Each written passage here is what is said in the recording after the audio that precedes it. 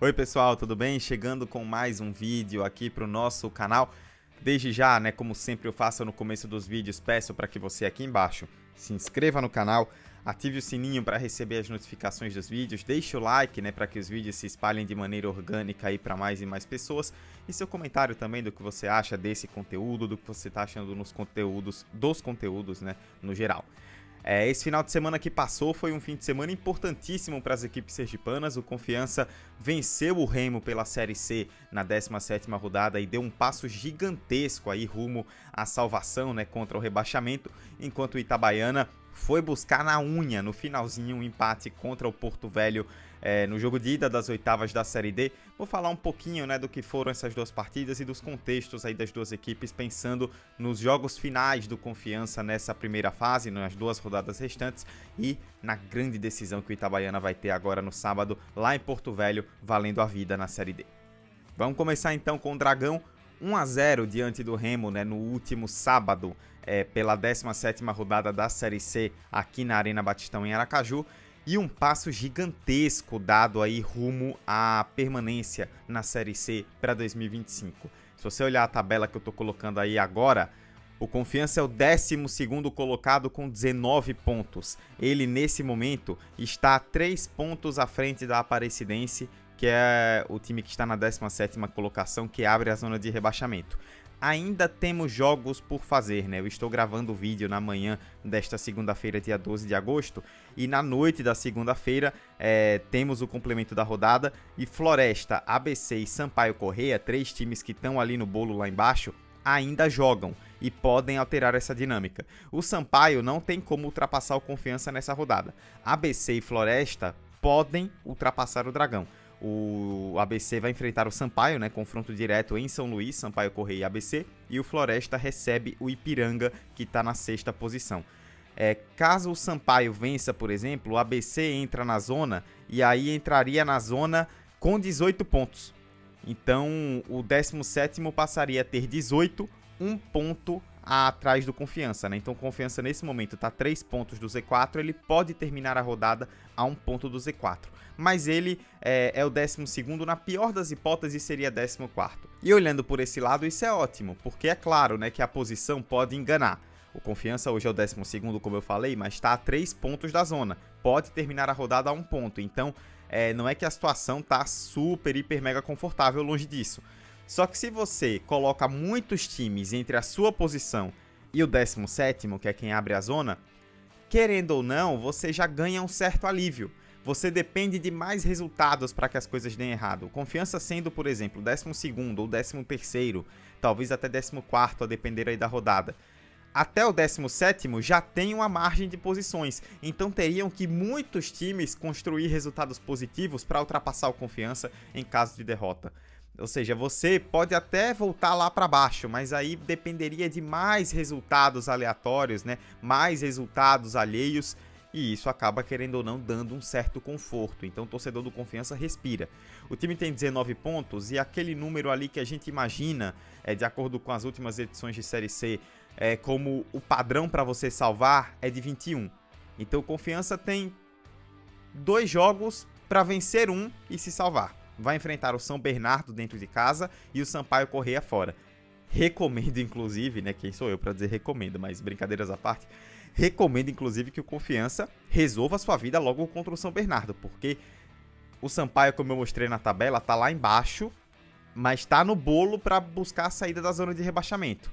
Se o Confiança deixar para resolver sua vida na última rodada contra o Sampaio brigando para não cair fora de casa, pode-se criar uma situação complicadíssima para o Dragão.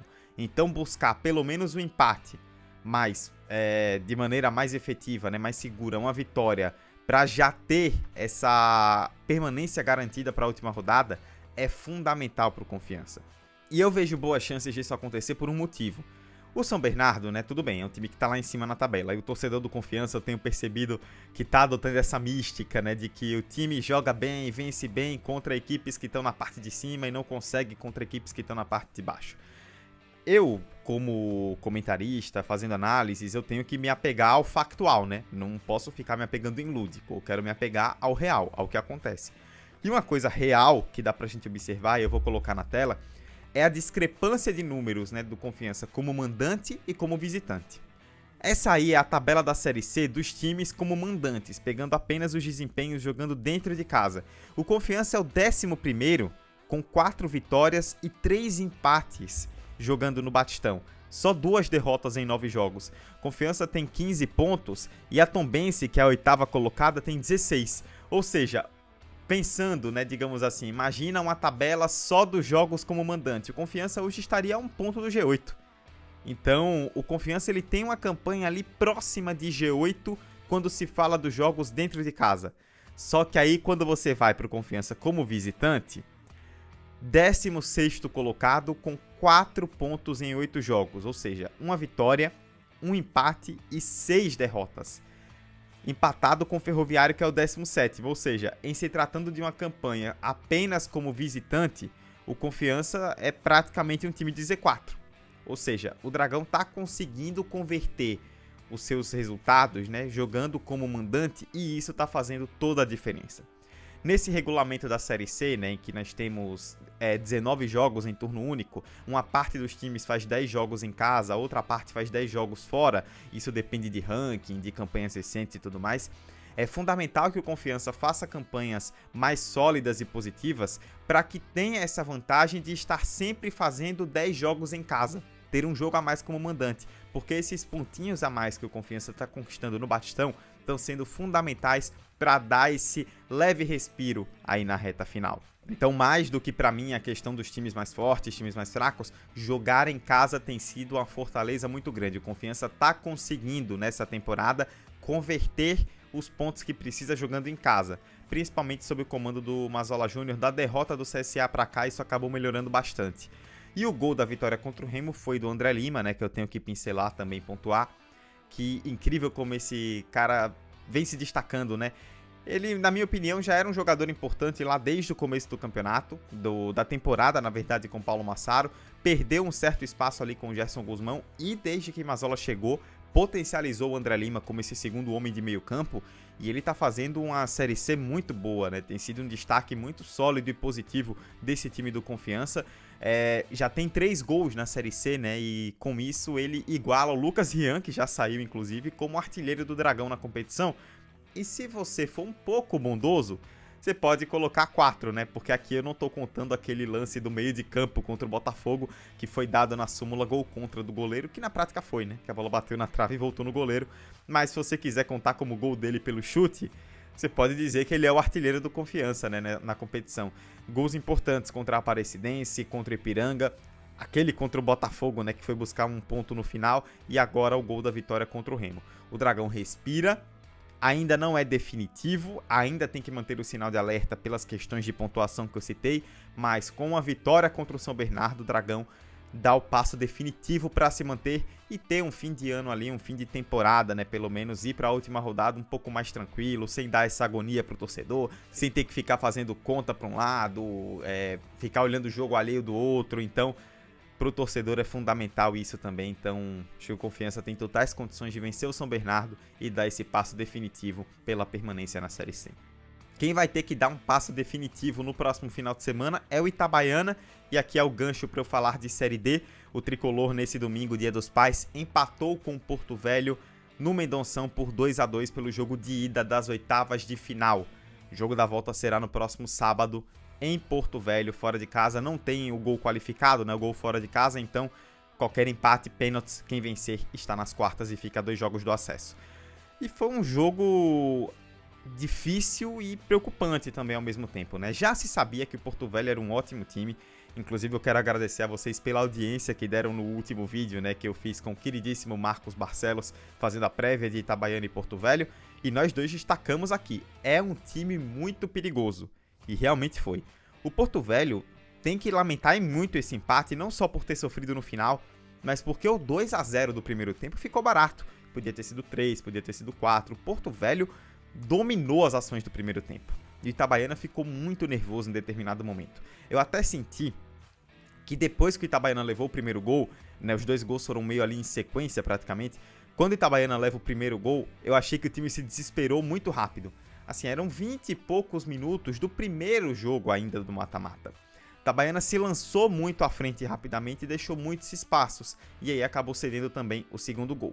É óbvio que eu preciso falar também aqui do destaque do Porto Velho, né, o Emerson Bacas, e nós falamos também no vídeo que saiu no fim de semana, que ele era o principal jogador e a grande arma do Porto Velho para se ficar de olho.